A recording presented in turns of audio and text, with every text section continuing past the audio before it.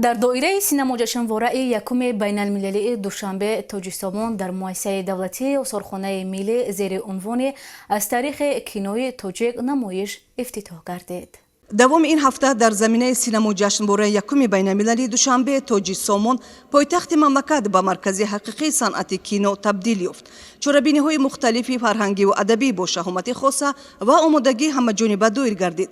در این زمینه مسئولین آثارخانه ملی نیز نمایش عکس‌ها را تشکیل نمودند که آن بازگوی تاریخ تشکل سینمای ملی است.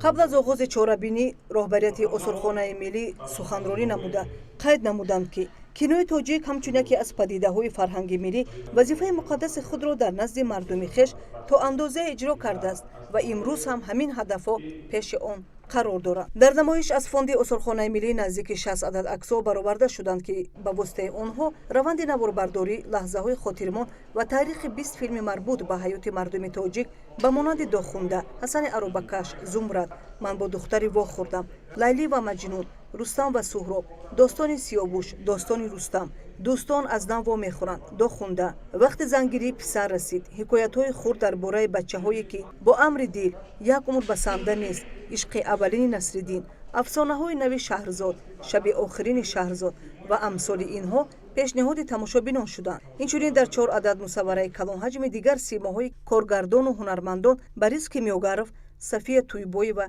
مریم عیسوی و گلندم سفرعلی و انعکاس شدند.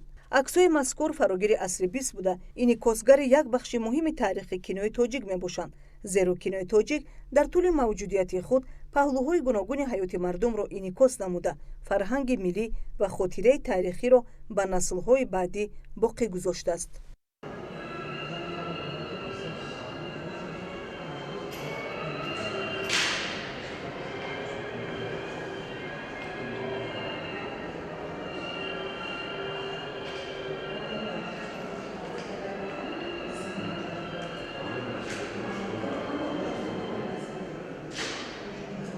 کینو یک از آن سمت‌های میباشد که آن در واقع انعکاسگری تاریخ و فرهنگ ملت تاجیک بوده. آن امکان دارد تا پهلوهای گوناگون حیات مردم تاجیک را با انعکاس بدیعیت به سهم اهل جامعه امروزه رسانده باشد. همچنین کینو یک از آن عامل‌های میباشد که در سمت ترغیب و تشویق تاریخ کهن و فرهنگ پرقنوت ملت تاجیک نقش مؤثر دارد.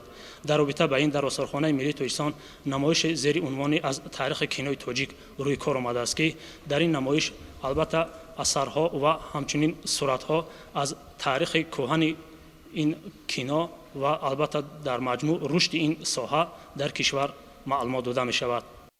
در تاریخ کینوی تاجیک کامل یورماتوف، بریز کیمیاگرов و طاهیر صابرов از زمره کارگردان‌های مشهور میباشند که سزاوار اعتراف جهانی گردیدند. تصادفی رمزناک است که کینوی جهانی و کینوی تاجیک تاریخ خود را از آمدن قطاره شروع نمودند، یعنی آمدن اولین قطاره مسافرکش از شهر ترمیز به شهر دوشنبه در تاریخ 11 سپتامبر سال 1929 و ثبت ویدیویی و کینو نمودن آن آغاز کینوی تاجیک میباشد. در رابطه با این همساله 16 اکتبر همچون روز کینوی تاجیک تجلیل می‌گردد. ضمن آغاز تاریخ کینوی تاجیک با فعالیت کامل یورماتوف سخت علاقمند بوده. او نخستین کینورژیسور ملی میباشد. در این ردیف حقوق با شرف اولین فیلم تهیه کرده کامل یورماتوف در سال 1932 بوده. فیلم مهاجر که سال 1934 زیر کارگردانی او ثبت گردیده است برجسته ترین فیلم بدیعی به آواز تاجیک میباشد. یادآور میشویم که نمایشی از تاریخ کینوی تاجیک در مؤسسه دولتی آثارخانه ملی تا روز 31 اکتبر سال 2023 ادامه می نماید.